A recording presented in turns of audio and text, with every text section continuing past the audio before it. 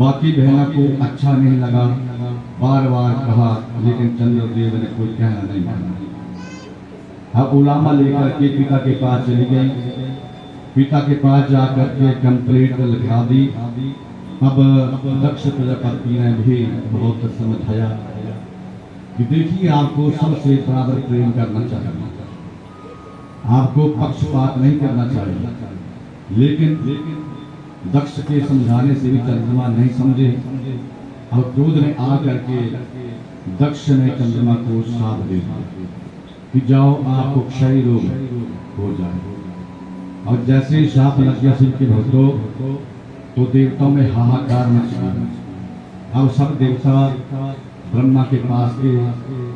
ब्रह्मा ने चंद्रमा को भगवान भोलेनाथ की भक्ति करने की आज्ञा दी। शिवलिंग बना करके और ओम नमः शिवाय, ओम नमः शिवाय का आप जाप करो। ऐसा करने से भगवान भोलेनाथ कृपा कर देंगे। अब चंद्रमा लगभग 6 महीने तक 10 करोड़ ओम नमः शिवाय का जाप किया। कितना बोलो?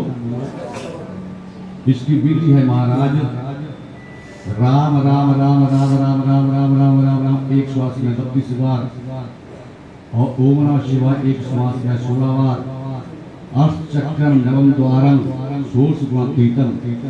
हमारे शरीर में 9 दरवाजे हैं, 8 चक्र हैं, और इन सब चक्रों के ऊपर काल जो है वो 24 घंटे खड़ा है।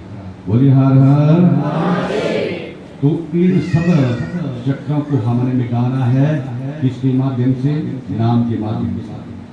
जब नाम के माध्यम से हम भक्ति करेंगे, गुरु मंत्र के माध्यम से हम भक्ति करेंगे, तो फिर महाराज एक दिन जब वो समय आएगा तो 10वां दरवाजा अपने आप खुल जाता है, और वो 10वां दरवाजा होता है हमारे मस्तक में। बोले हर हर हर हर। भोलेनाथ वरदान देने के लिए आए तो चंद्रमा ने कहा कि मेरे इस रोग को क्षमा माफ कर दो, ठीक हो जाए।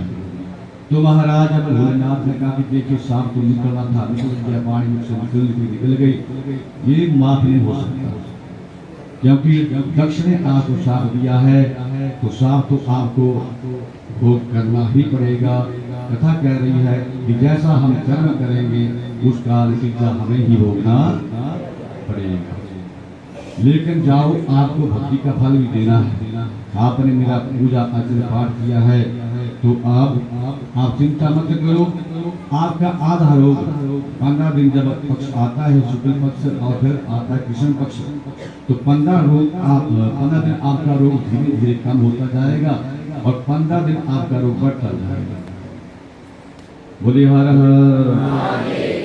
देखिए, 15 दिन के बाद पूर्णिमा भी आती है, अमावस्या भी आती है, और अमावस्या की जो बाद प्रतिपदा आती है, द्वितीया आती है, उस दिन हमें चंद्रमा दिखाई नहीं देते हैं, दिखाई देते हैं। बोलिए हर हर। तो उस समय चंद्रमा जो होते हैं वो कैलाश पर्वत के ऊपर भगवान के मस्तक के ऊपर चले जाते हैं, और कैलाश का चंद्रमा हम किसी को भी दिखने वाला बोलो नहीं है। फिर धीरे धीरे चौथ, तब जाकर धीरे धीरे चंद्रमा निकलता है, होता ऐसा कि नहीं? बोले हर हर। तो कहा कि तेरा ये जो रोग है, ये क्षय रोग है, तो 15 दिन तो बढ़ेगा, और 15 दिन में कम हो जाएगा, खत्म हो जाएगा। तो चंद्रमा पूरा रूप अपना कब लेते हैं? बोलो पूर्णिमा के दिन। बोलिए हर हर। तो चंद्रमा ने कहा कि भगवान बस इतना ही काफी है, जीवन को चलाने के लिए इतना ही काफी है। एक तरफा सुख जो है वो भी जीवन नहीं चला सकता। जीवन में कभी दुख आए तो भगवान के लिए याद आती है, अकेला सुख ही सुख रहे तो भगवान को इंसान भूल जाता है। बोलिए हर हर। तो कभी सुख है, कभी दुख है, कभी रात है, कभी दिन है, भगवान इतना ही काफी है जीवन को चलाने के लिए। चंद्रमा ने किससे कहा? ये भोलेनाथ से। बोले हर हर। तो अब हे भगवान की कृपा और कर दो कि मुझे तो समय के ऊपर कोई गुरु मिल गया और समय के ऊपर गुरु महाराज ने मुझे मंत्र बताया, शिक्षा दी। मैंने तो समय से फिर उसका महाराज पालन किया, लेकिन दक्ष जैसे प्रजापति धरती के ऊपर और भी कई हो सकते हैं और वो साफ किसी और को दे सकते हैं।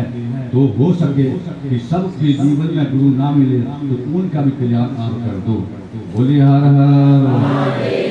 भगवान ने कहा कि क्या करना पड़ेगा, तो चंद्रमा ने कहा कि भगवान आज मैंने इस पर्वत के ऊपर आपका पूजन अर्चन किया है, अब हमेशा हमेशा के लिए इस पर्वत के ऊपर समा जाओ, ताकि आने वाले समय में जो यहाँ पर आकर के पूजा करेगा, पाठ करेगा, अभिषेक करेगा, उसका क्षय रोग जो है वो दूर हो जाए। बोले हर हर। तो शिव के भक्तों, माता प्रेमियों, अब भगवान ने कहा कि देख, मैं अपना नाम नहीं दूंगा, नाम तो आपको ही देना पड़ेगा। यहाँ पर क्या होता है, यहाँ पर जब अच्छी फसल हो जाती है ना, तो छाती ठोक करके कहते हैं कि देख, इस बार मैंने इतनी मेहनत की और इतनी फसल हुई। होता है ना ऐसा। और जब कहीं किसी मौसम में बारिश आदि कम हो जाए, बारिश ना हो और फसल बिल्कुल ना हो, तो उड़ामा किसे देते हैं फिर? भगवान को, है ना। बोलिए हर हर। इधर भगवान ने कथा के माध्यम से सुनना, आज भगवान ने महाराज किसी भी वस्तु में अपना नाम आज तक नहीं दिया, किसी भी वस्तु में भक्तों के नाम दिए हैं। और यहाँ पर महाराज एक खेत कुशला बोला बोला, एक खेत किसका? मेरा। बोला करो। ये गाड़ी किसकी? ये बेटा किसका? ये मकान किसका? ये कुशाला किसका है? बोलते हैं मेरा मेरा मेरा मेरा मेरी छोड़ दे बंद है, बदल गया है। बोली हर हर। तो भगवान कहते हैं कि नाम मैं नहीं दूंगा। देखिए कितनी अच्छी कथा ही है। भगवान ने किसी वस्तु में आज तक अपना नाम नहीं दिया। भगवान ने कहा कि चंद्रमा, आपको एक आपका गुप्त नाम है, आपको वो देना पड़ेगा, और एक मेरा गुप्त नाम है, उसको मैं देता हूँ। तो चंद्रमा का गुप्त नाम क्या था? बोलो। सोम। और भगवान का एक गुप्त नाम क्या है? नाथों के नाथ। बोलो भोले। तो नाथ, सोम और नाथ को मिलाने से क्या बन जाता है? बोलो।